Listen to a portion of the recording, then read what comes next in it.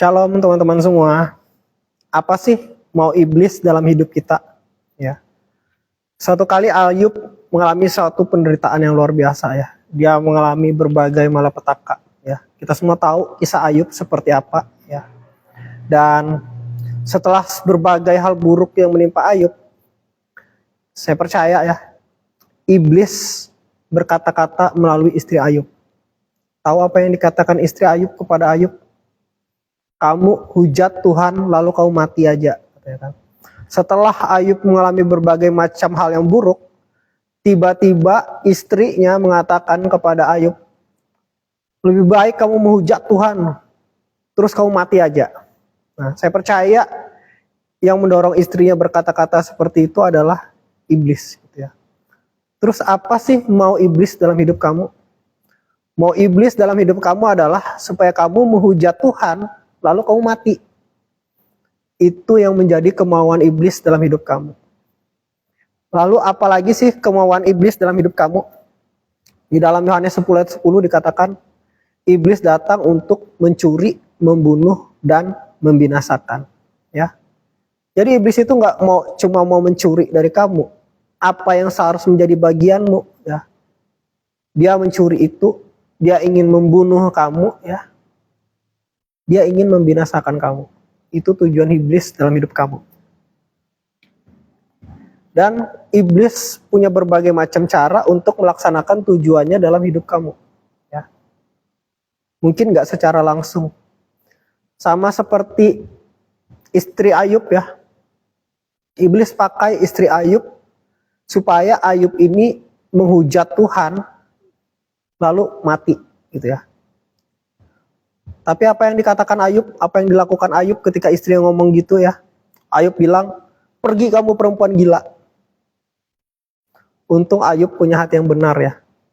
Kalau orang nggak punya hati yang benar ya, mungkin dia akan memilih untuk, langsung menghujat Tuhan. Oh hidupku sudah baik, tapi kok Tuhan seperti ini dengan aku. Dia menghujat Tuhan lalu dia mati gitu ya. Tapi untung Ayub nggak seperti itu. Itu maunya iblis dalam hidup kita, yaitu supaya kita menghujat Tuhan lalu kita mati. Dia ingin mencuri, membunuh, dan membinasakan.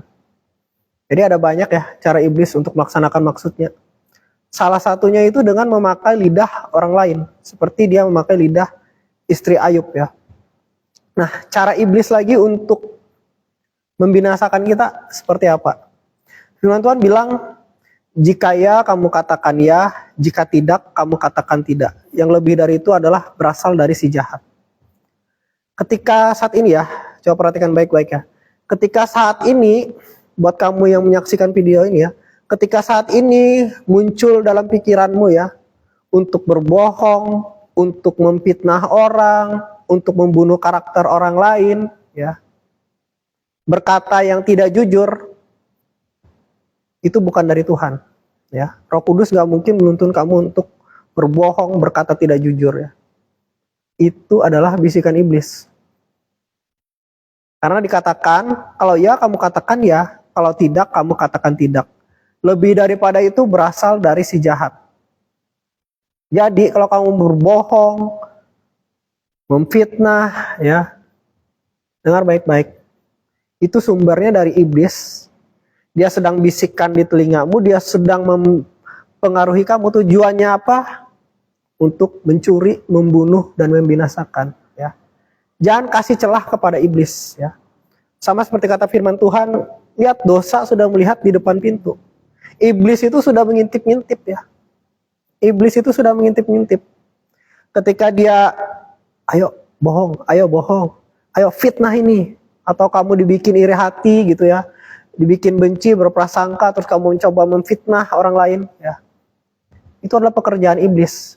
Kamu sedang coba dipengaruhi oleh iblis ya, untuk berkata tidak jujur. Karena firman Tuhan katakan ya, firman Tuhan ya dan amin. Jika ya katakan ya, jika tidak katakan tidak, lebih itu berasal dari si jahat. Berarti itu semua berasal dari iblis, si jahat. Dan tujuannya adalah untuk mencuri, membunuh, dan membinasakan. Juga ingat, ketika Tuhan menasihati kamu ya, kamu dapat firman Tuhan ya, yang mungkin bagi kamu itu nggak enak ya. Kamu merasa, kenapa sih Tuhan minta yang seperti ini. Terus kamu mau menolak nasihat Tuhan itu ya. Karena kamu pikir kamu lebih tahu daripada Tuhan. Contohnya, ini yang paling sering ya. Pacaran nggak seiman. Firman Tuhan katakan jangan jadi pasangan yang tidak seimbang dengan orang yang tidak seiman ya. Nah, terus di perjanjian lama, orang-orang Israel di zaman dulu itu dilarang untuk menikah dengan orang-orang asing ya. Yang menyembah berhala segala macam. Bahkan Ahab gara-gara salah istri, dia semakin tersesat, semakin jahat, bahkan menyesatkan bangsa Israel. Itu ketika orang salah pilih istri, karena Ahab memilih istri penyembah berhala.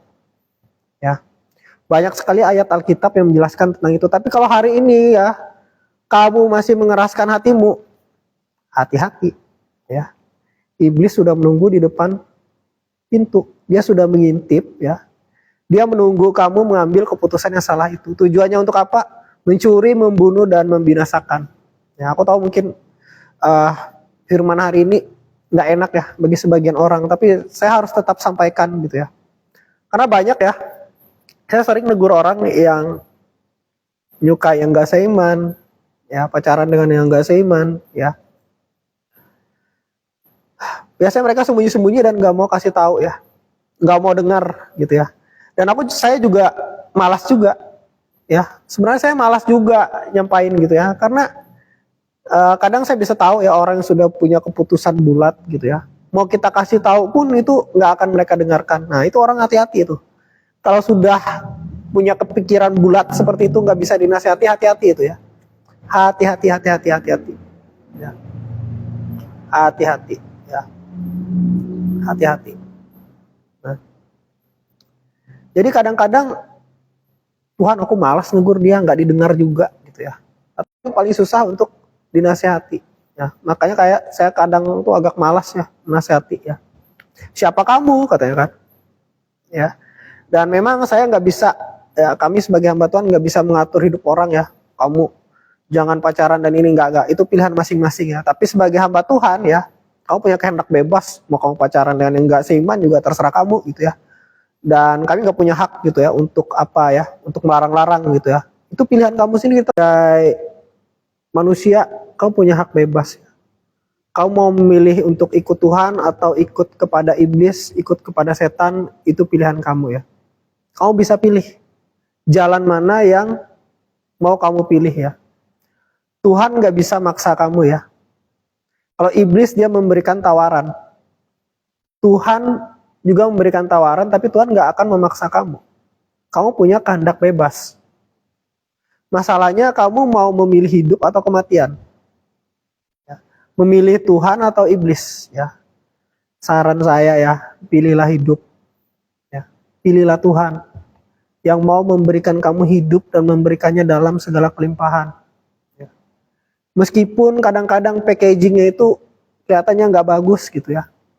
Oh Tuhan aku mau dengan cowok ini tapi dia gak seiman. Dia ganteng banget, dia baik banget. Oh dia idola aku banget Tuhan. Kelihatannya packagingnya bagus ya. Kelihatannya packagingnya bagus. Tapi itu sebenarnya seperti kamu buka kado ya. Yang keluar itu ular berbisa ya, ular kobra gitu. Nah sekarang pilihan ada di tangan kalian ya. Kalian pilih lebih mendengarkan Tuhan atau mengikuti keinginan iblis gitu ya. Kamu hari ini mau memilih untuk menyerahkan pembalasan itu kepada Tuhan, mengampuni, menyerahkan pembalasan itu kepada Tuhan, atau kamu ingin balas dendam, mengambil hak Tuhan. Oh aku aja yang balas Tuhan. Iblis sudah menunggu. Atau kamu mau berbohong, mau berkata tidak jujur, mau memfitnah orang lain ya.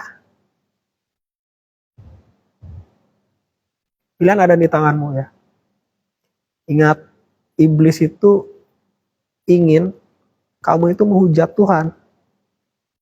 Oh Tuhan kamu gak tahu yang terbaik buat aku Tuhan. Aku yang paling tahu.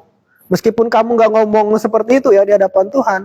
Tapi di hatimu ya, kamu gak percaya dengan apa kata Tuhan. Tuhan bilang, Jangan dengan yang seiman kamu berpikir, oh nggak bisa aja kok dengan yang nggak seiman.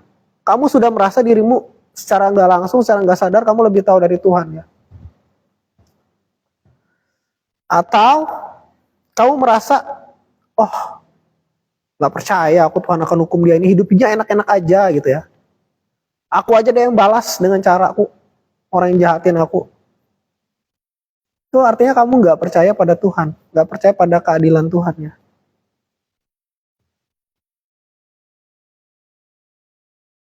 Jadi teman-teman hari ini ya, pesan kita hari ini ya, pilihlah hidup, pilihlah Tuhan ya. Iblis sudah menunggu ya untuk mencuri, membunuh dan binasakan. Jangan kasih celah, jangan kasih celah teman-teman. Nggak tahu ya, yang mendengar ini siapa ya. Tapi kalau kamu merasa itu kamu ya, berarti firman Tuhan ini buat kamu. Berarti Tuhan itu peduli dengan kamu ya. Berarti Tuhan itu mau melepaskan kamu dari bahaya, dari malapetaka. Dengarkan nasihat Tuhan. Ya. Kalau kamu orangnya sekarang ya, saya katakan, dengarkan nasihat Tuhan. Percaya dengan Tuhan. Tuhan, anakku berdoa, Tuhan, buat orang yang menyaksikan ini, Tuhan, saya percaya Tuhan bukan kebetulan, Tuhan. Mungkin mereka mau mengambil keputusan yang salah. Saat ini Tuhan mau mengambil langkah yang salah. Anakku berdoa di dalam nama Tuhan Yesus, batalkan Tuhan, batalkan Tuhan.